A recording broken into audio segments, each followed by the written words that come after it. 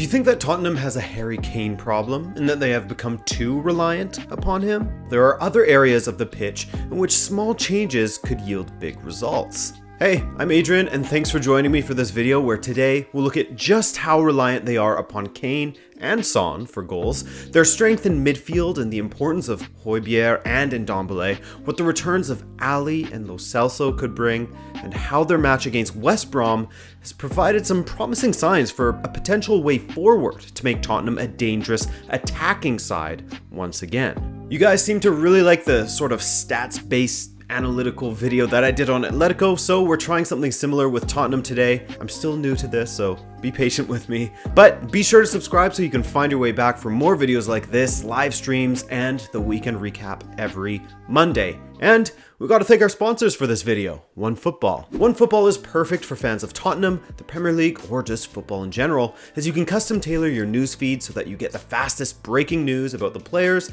teams, and competitions that you care the most about. Plus, there are plenty of articles to sink your teeth into, videos and highlights to take in, transfer rumor raters, live match tickers for when you're following along on the go, and so much more. Help us help you while also helping us by using the link in the description below for a free download on iOS or Android. All right, let's talk about the most glaring aspect of Tottenham's issues, the reliance on Kane. This hasn't always been the case. Spurs famously made the 2019 Champions League final without their talisman, when the likes of Lucas Moura stepped up to the floor and produced results. But Harry Kane, all the same, is on track to become Tottenham's top scorer of all time and a club legend, regardless of whether or not he brings some sort of silverware to the club before he retires. And while goals have always been a big part of his game under Mourinho, he's also increased his overall involvement in the game, the most obvious aspect of this being his assist numbers. His previous best was 5 assists in 29 Premier League appearances, while this season, he's already more than doubled that with 11 assists. Part of the reason for this is the fact that Kane is dropping deeper to collect the ball, as his passes into the final third would suggest. Another stat that's at a career high for Kane, despite the season being only 2/3 of the way through. Both his goal and shot creating actions, actions such as passing, dribbling, or getting fouled that result in either a shot or a goal, are also at a career high for Kane. Across the entire squad, he ranks second only to Eric Lamela when it comes to goal creating actions per 90 minutes, but that's only because Lamela has played 364 minutes across 11 appearances, comparing that to Kane's 1,746 minutes across 20 appearances, and his numbers seem all the more impressive. All the more so when you consider that his goal-creating actions per 90 are twice that of Son Heung-min, despite the South Korean having played 2 matches more than Kane. But make no mistake, Son is also having an incredible season, though he has reverted to more of a finisher.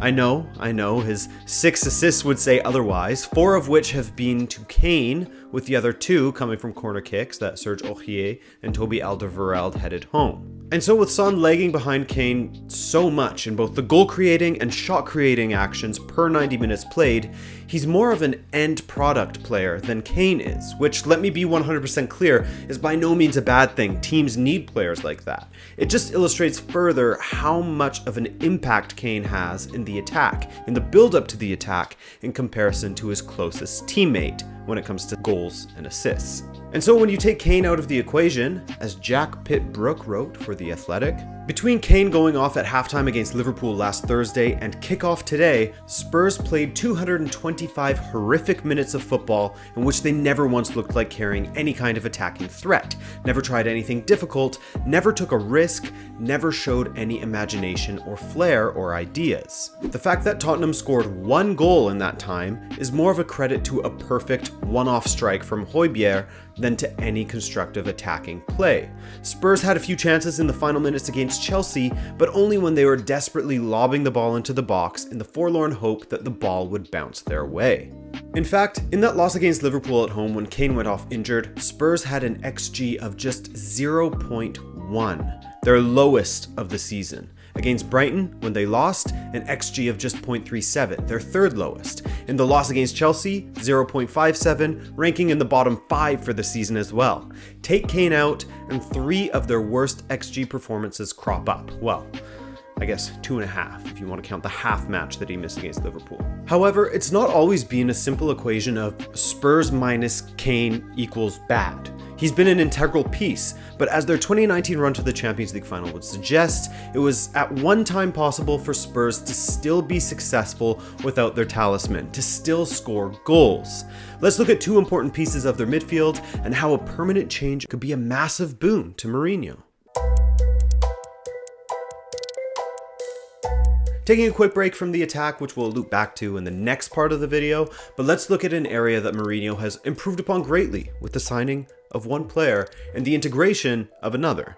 And no, I'm not talking about the defense, which we have covered before on this channel, as Mourinho really has improved a Tottenham defense, one that was hemorrhaging goals at one point, to the point where they are now second only to Manchester City when it comes to having the best defense in England. But right now we're talking about Tottenham's midfield. Since the days of Ndombele being dominant in the midfield for Pochettino's Spurs, Tottenham have struggled with their central midfielders, never really having a general to protect their back line and to push the play forward. But this past summer, Spurs paid Southampton about £15 million to land the combatant midfielder Pierre-Emile Hojbjerg, and it's safe to say that he has fit Mourinho's bill to a T.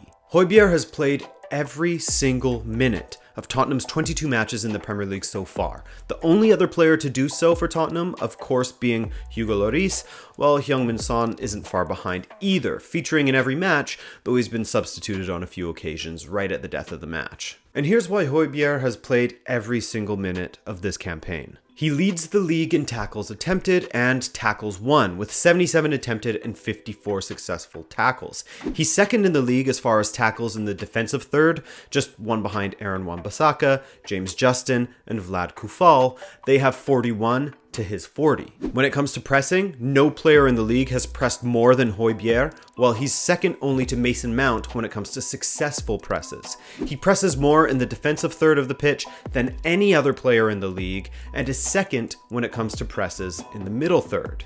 And yes, when I say defensive third, I'm talking about defenders as well. He also ranks fourth in the entire league for passes into the final third of the pitch, behind Henderson, Xhaka, and Rodri, his fellow central midfielders. I mean, need I say more? In Hojbjerg, Tottenham have a player who will work his socks off and ranks amongst the best in the league when it comes to tackling, pressing, and vertical passing. He's not just a sideways merchant. This season has also seen Tanguy and Ndombele feature plenty under Mourinho, and what a treat it has been to witness him on a more consistent basis. Perhaps his output as far as assists and goals isn't what some Spurs fans had expected it to be upon signing Ndombele from Lyon, but we're now seeing his importance in a little bit of a different way.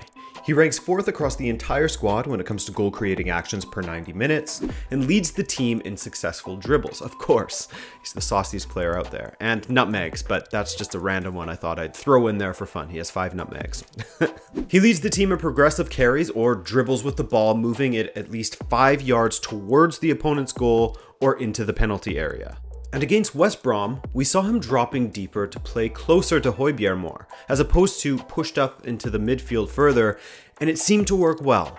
Of course, it's just one match, and it could very well be disastrous in the future, as there are no guarantees in football, of course. But moving to a 4-2-3-1 with Ndombele playing closer to Hojbjerg and utilizing his ability to dribble out of cul-de-sacs and push the ball forward could be the way forward, for Spurs. Playing a little bit deeper, dictating the play, pushing things forward as a sort of a deep-lying playmaker.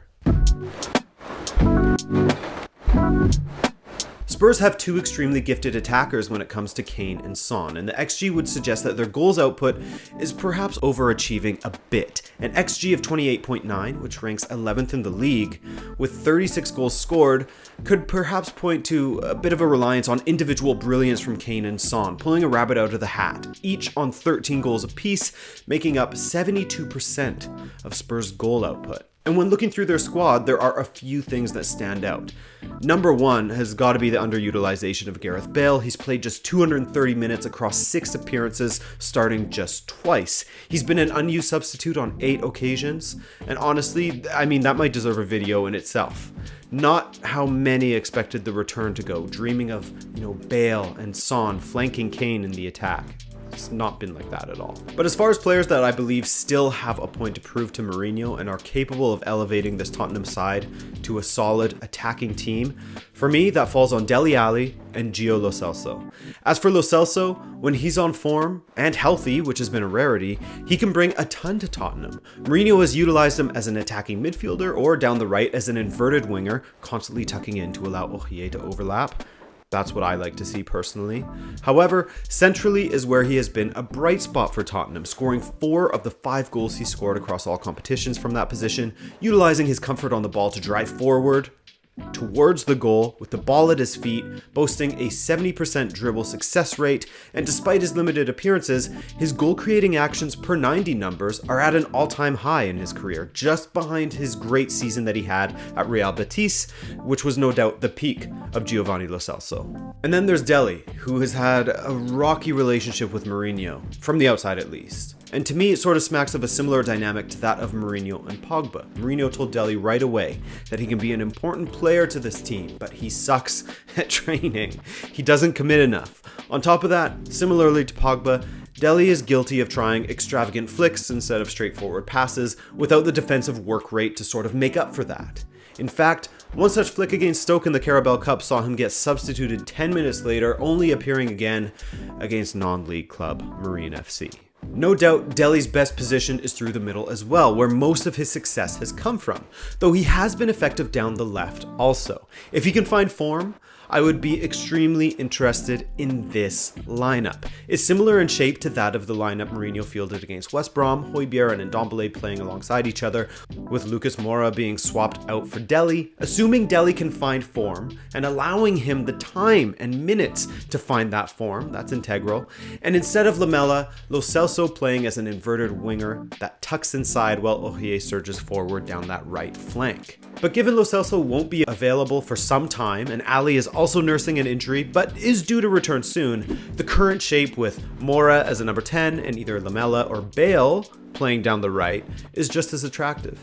And you get the feeling that with 4 attackers, the load that Son and Kane have to carry is lessened, and to me, seems like a worthy way forward. But what do you think? How would you adjust Spurs, whether in shape or personnel, to lessen the reliance while not giving up too much defensively? If you enjoyed this video, then be sure to shoot us a like to make the algorithm happy and recommend this video to other Spurs fans. Subscribe if you're new, but beyond that, I thank you so much for spending your valuable time with me, and I hope to see you in the next video. Ciao!